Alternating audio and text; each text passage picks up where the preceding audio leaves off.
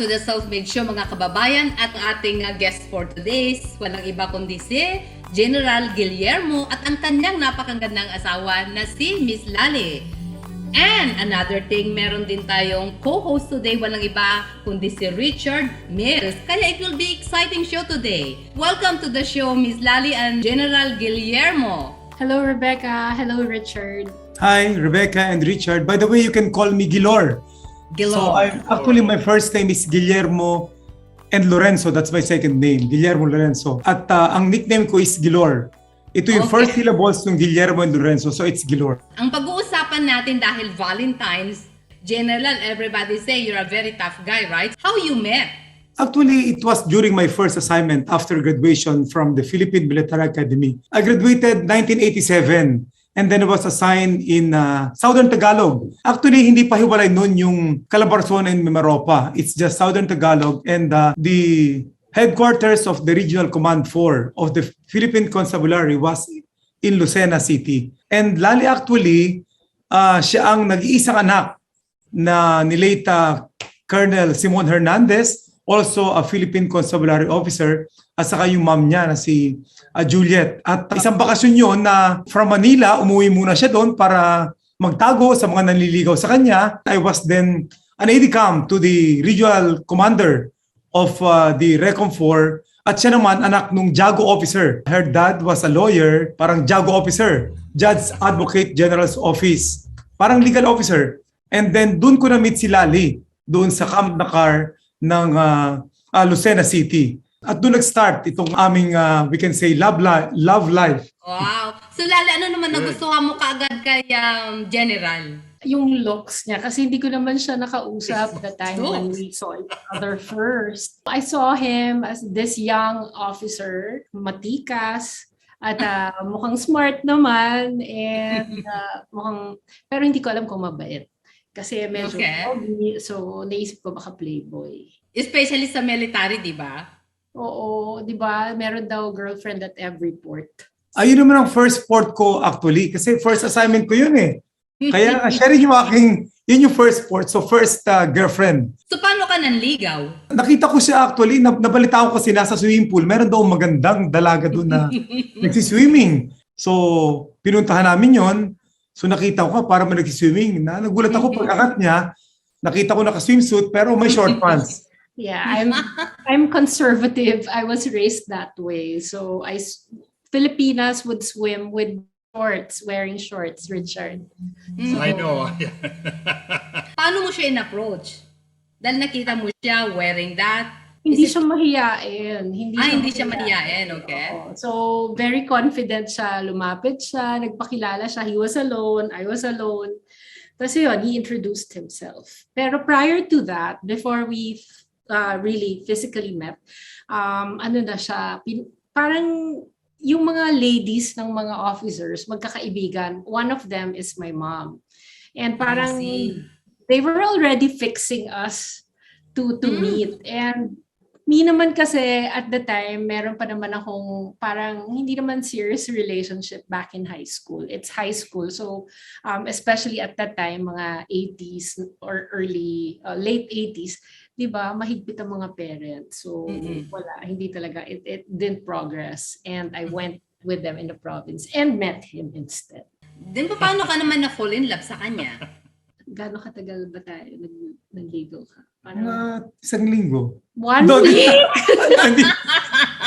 Magaling siya mangligaw kasi he's very thoughtful, and kunwari there's an event in the camp and there's a lechon, you know, Richard, the lechons, the roasted pig, they have apples in the mouth. He would bring that to me, or in the morning when we wake up, my parents would wake up to a box of itlog na pugo, quail eggs at our doorstep. So ganun siya, or balot, or whatever he can get his hands on. He's very thoughtful, kaya hindi mahirap nahulog yung loob ng parents sa kanya. And then sino ang nag-propose? We met in 1988. Yes. And then he proposed in 1992. 92. In 1992. 4 years kayong nag-date before nag-propose. What take you so long? Actually, we got married first Civilly. civilly. Okay. Well, that was 92. 92. Actually, February 17 is our anniversary.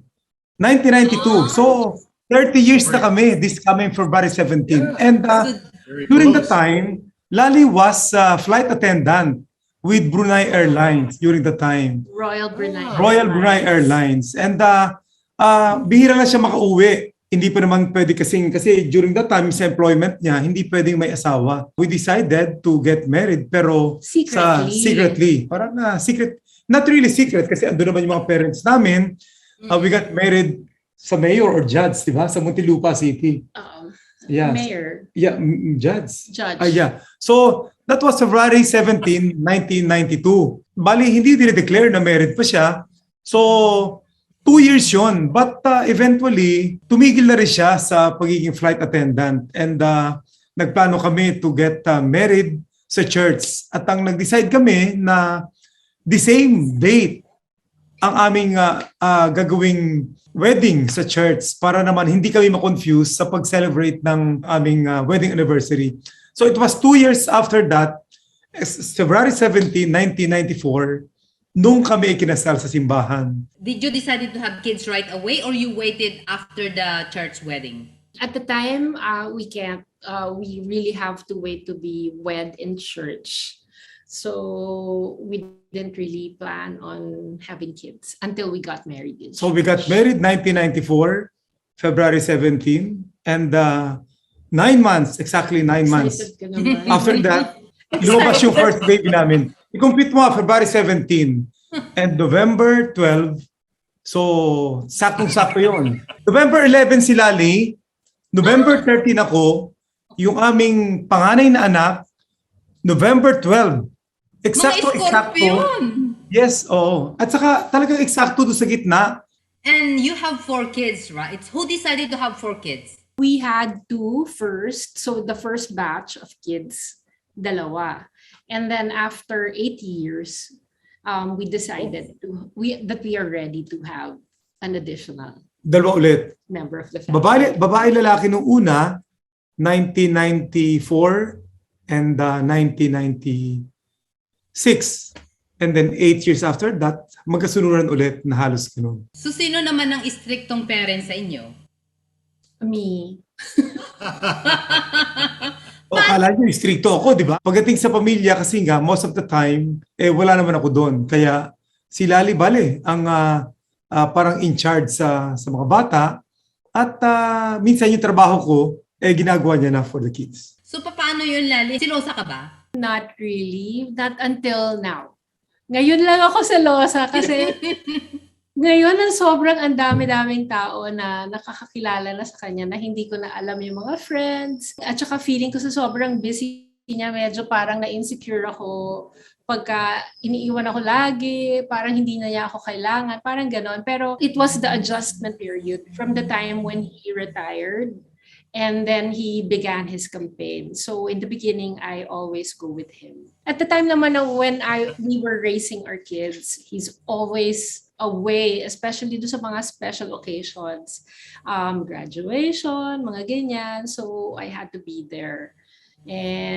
Pero ganun talaga eh. It's a very usual thing to sa mga family na ang parents ay either yung dad or your mom is nasa military service or nasa police service. I thought the general would come in sometimes and do inspections on things like he inspects his police stations, or does he not do that? At the time, when the kids were younger, you don't really do that. Only now, right? Oh, now he does. So, general naman, pag alam mo naman na nagsiselos naman kunwari, si Lale, paano mo naman siya, alam mo na, para maging masaya siya? He's very nice. He rarely gets mad, even if I'm throwing a tantrum. When we're alone lang naman, pagka gusto ko, if I need to tell him something that I didn't like, I have to point it out right away kasi we talked about addressing things right away. Hindi yung patatagalin and then parang you parang history na. So, he is very nice to me, very kind to me. Oh, napaka-sweet naman. Guillor kasi parang siguro na-influence ko na siya eh. Ito, kunwari meron kaming, if we have a misunderstanding, it's so easy for him to accept things. And then, kunwari, will part ways, kunwari, he has to go to work. And then medyo salty yung conversation namin. Mamaya-maya lang magme-message na yun, sabi, sorry ma'am. He knows naman pagka magkahiwalay na kami na nare-realize niya. Kasi hindi siya one way mag-isip. Actually, kung mag-isip siya, tinitignan niya, wini-weigh niya talaga kung meron akong punto o am I just being petty or siya rin, kung mali yung kanyang approach. He will not justify anything. Pag mali siya. Pag tama siya, sasabihin niya. And nahawa na rin ako sa ganon. So, it somehow rubbed off on me. So, it's easy for us to patch things up. Laging tama, Mrs. Laging tama, di ba? Do you understand that? Women always right. Yeah, See that? that's true. Learn from that, Richard, okay? I always get the last word, and that last word is yes, dear. So basically, you have very good relationship. But what do you do for fun? Do you still have time to do fun things together, especially with the kids? He has so much to do every day. And naubos talaga yung time. And ako, talagang hindi niya ako pinapansin. He's always on his phone. And nasanay na rin ako, part of my adjustment. Sabi ko, Dad, we're not laughing anymore. We're not sharing a joke. So I've discovered something. So I discovered TikTok. And then I told him that we should spend some time, 5 to 10 minutes Sa a gabi, day. nanonood. So we will laugh talaga. We will laugh. And I taught him how to dance and to have fun and lighten up. Kasi sobra, I saw the pressure. I saw the pressure and the stress on him. So bago matulog, may mga pinapanood Yeah. kami and then Before we sleep. nire-record namin yung mga nagulat nga nung una, ganun pala yung TikTok eh. Oo, gire-record na namin and then But we nakakatawa never naman. post. O hindi pa pinopost, kaya lang yung sa Paro-Paro G, yun lang. Ano ba naging 2.2 million yung views nung isang nung Paro-Paro G.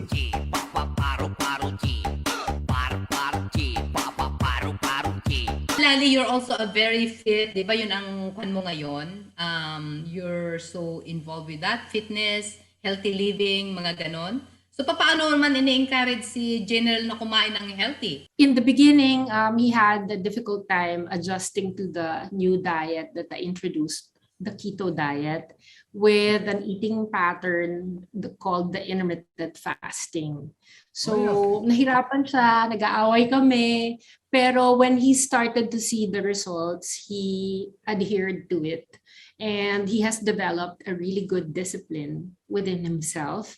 And sometimes I try to tempt him when I want to cheat and he doesn't want to cheat. Yan, nag-aaway kami. So, So ikaw ba nagluluto? I do the cooking. He doesn't know how to cook. He doesn't know anything in the kitchen, in the house. Pero at least isang beses lang siya nagluluto sa isang araw kasi most of the time, unless nasa labas ako at may mga invitation for lunch or dinner, so isang beses na kami kumain sa gabi lang. Once a day. Yes. 1 meal a day. Kaya matipid kami. Matipid sa buhay kasi isang beses lang kami kumain. Parang kami din ni Richard, we do the same thing too. Yeah, we do too. It's really good. Oh, Yeah. we're a little bit older than you. Well, at least I am, and so I it think really we have made a the same difference. age.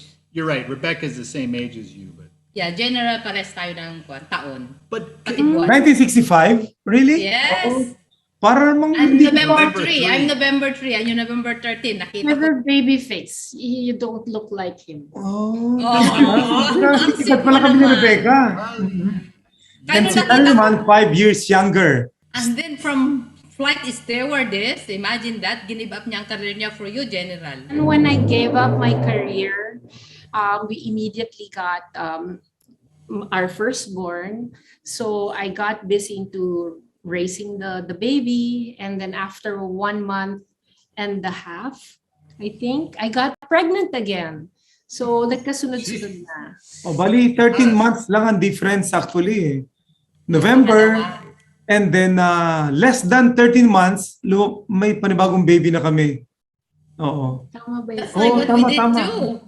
Yeah. Yeah, we did too. Actually, yung anak namin 14 months apart din. Oo, kami 13. Oh. Pareho talaga ha. Oo. That was nice. Yeah. Yung pangalawa namin, yung second batch ng mga babies, bali talagang nag-breast feeding na talaga sa mga babies.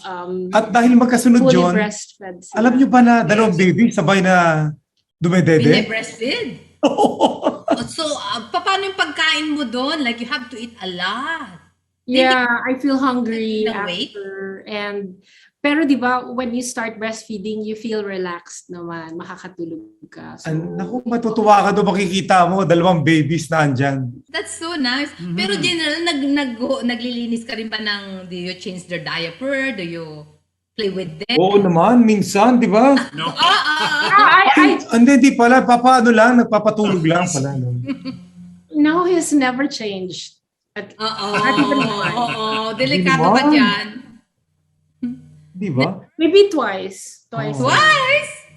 With the 4 babies. Dahil pagod na pagod si Lally looking after the kids, paano mo naman siya pinapamper general pagdating mo? We live with my Oh, I mom. see. So my mom helps. And he provided naman a babysitter na pang-relieve sa akin. You know, there was so much that the general was doing, and much of it there was risks. I mean, him and his people, they, I would say, sacrificed themselves for the country when they were doing the things that they were doing, and it was very dangerous. Did that have an impact on your relationship? I mean, how did you separate work from, a very stressful, dangerous situation from home? Did he come home all stressed and aggressive, or was he able to just flip it off? He would come home and I would understand that he has a lot of stress at Yeah. work. So when he comes home, he has a special meal, and then it's like stress-free part of his life. Give him alcohol for his feet so he can relax. There's a hot meal waiting for him, and then I would sit next to him and tell him stories about the kids. So he forgets the stress of work when he arrives home. So he always wants to come home. But it's so nice that you are so kind-hearted na hindi ka man lang Yes. nagsiselos sa kanya o nagagalit, na laging wala. Tapos pag dumating, tinutulungan mo siya, pinapamper mo. At talagang from work, gustong-gusto kong uuwi kasi nga, pag umuwi ako talagang pampered.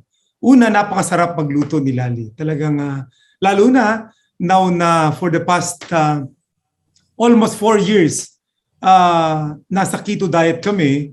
So, siya talaga nag-prepare ng food namin, ng pagkain namin.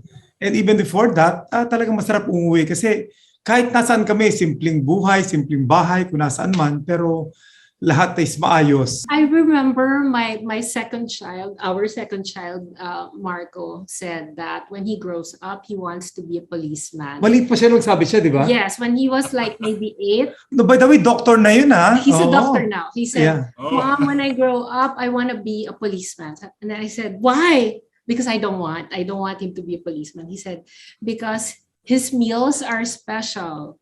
They're not like what we eat. You always prepare something nice for him. Pero siyempre, masarap pag kaya siyempre, pagdating ko, talagang bagong luto, Yes, especially made for piniplate me. pa, Oo. Kasi, plated and everything. nasabi nga pala ni Marco, di ba maliit pa siya noon? Yes. Gusto niya maging policeman kasi nga, ayun, Akala napaka-special. pag Oo. police, automatic ganun yung pagkain. Supposed to be 6 months of being the chief PNP, napaka-stressful ng trabaho.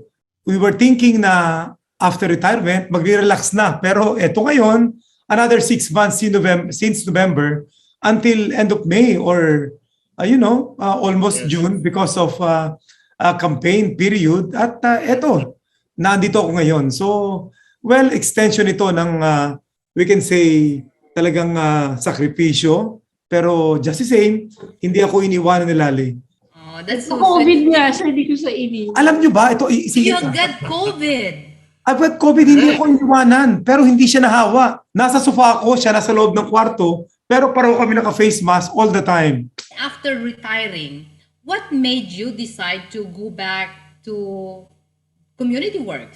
Well, siguro unang-una, four decades ng public service, and nakita ko na in my job, being engaged with the people, I've seen the deep connection between my job, peace and order, and the social problem. So the complexity of it all, pati na rin siguro yung big picture. So probably nakita ko na itry ko pa na magserbisyo. Anyway, it's up to the people, to the public, whether they will trust me or they will let me continuously work for the people. I believe na bata pa naman at pwede pa na magtrabaho. Pero syempre, nasa ating mga kabayan kung pagtitiwalaan nila ako on a different position but still public service pa rin.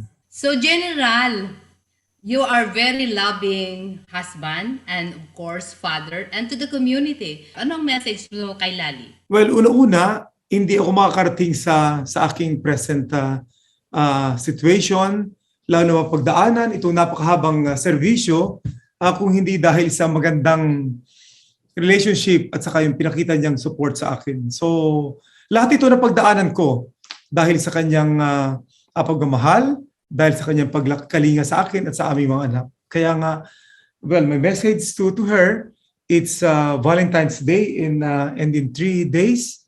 So we'll be celebrating our 30th wedding anniversary. Yun yung una kaming kinasal sa civil wedding. And then actually, bali 28th wedding anniversary sa church.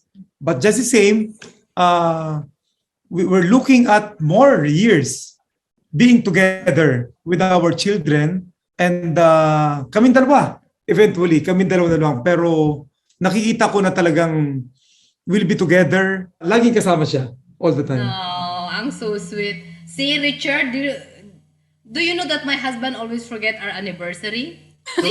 You So are does she. General. See, that's why you have to learn something from here. Ikaw naman, Lally, ano may special message mo naman kay General? He's really dead on really wanting to serve the country. And Yes. the reason why he has pursued it is because the family has allowed him to do so. And we simply don't want him to regret anything, maybe come 10 years from now and wonder what could have happened if he did run for a public office, since he's still capable to do so. My children and I had a heart-to-heart talk, and we decided it wasn't just one come to Jesus meeting. It was a series of many meetings, and the children has advised me to say yes already, because they said that Daddy deserves to know what it's going to be like if he do run for an office. And we simply want you to know, Daddy, that we want you to be your best version, to be your potential. And we don't ever want to be in the way. And we would always support you, especially I will be here even if the kids aren't here. I will support you. And I really do hope that you attain your dreams and that we will be here by your side when you do so. And don't ever change that. Oh, napaka-sweet naman ng mag-asawa. Oh my God. Tapos, because Valentine, anong regalo mo, General, sa kanya? Secret. Hindi, wala pa. May secret-secret pa ba yun? Uso pa ba yun? Mamaya. You really work together to have a healthy relationship. So ano naman ang advice nyo to everyone, sa ating mga kababayan, para magkaroon ng magandang healthy relationship? Well, una-una, andun yung tiwala sa isa't isa. And then, syempre, minsan talaga may time, may pagkakataon na magkakabanggaan kayo, di ba? Pero laging huwag magsasabay, and then laging iisipin na dapat at the end of the day, dapat magkakasundo. So para sa akin, pwede namang aminin yung pagkakamali palagi. Kaya minsan nga, tingin ko tama ako, pero aminin ko na lang para wala ng problema. So sa tingin ko, mas maganda yung ganon rather than makipagtigasan ka. Kasi Ewan ko, para sa akin, bandang huli, laging tama si Mrs., di ba? Like what he said, we have to resolve it at some point. Sometimes kasi our decisions are clouded, or our judgments are clouded by emotion. So he would rather, just stay away for a little bit. And then when he comes back, he would just say, this is the way that he would come back. Mommy, I love you. Gaganon siya. And everything's okay. Oh, But that's so sweet. I always tell him off if he does something na I think would compromise him in some way, and I would point it out right away. So before anyone else could get hurt, I could warn him. Ano naman yung non-negotiable niyong dalawa sa relasyon? Like, there's things that he cannot do, there's things that you cannot do. Meron ba kayong mga arrangement na ganun? When he leaves the house, even if I am sleeping, he has to kiss me. So I would sometimes text him, "Did you kiss me this morning when you left?" And I would say, "Of course." He would say that. So And I never don't- forget. And when he leaves and rides a plane, he has to tell me when he takes off and when he lands. So, and Pag nakalimutan ko yun, naku, malaking problema yun. because Kasi I worry a lot. I Oo. worry. kailangan kahit sa helicopter, when I was the chief PNP, and I had a lot of traveling to different places. So talagang I don't like him riding oh, choppers. so bago pa mag-take off, talagang naka-ready na yung text ko na eh. That's Taking off and then pag-land kasi otherwise sasabihin hindi ko na siya naiisip or hindi ko na siya napapala.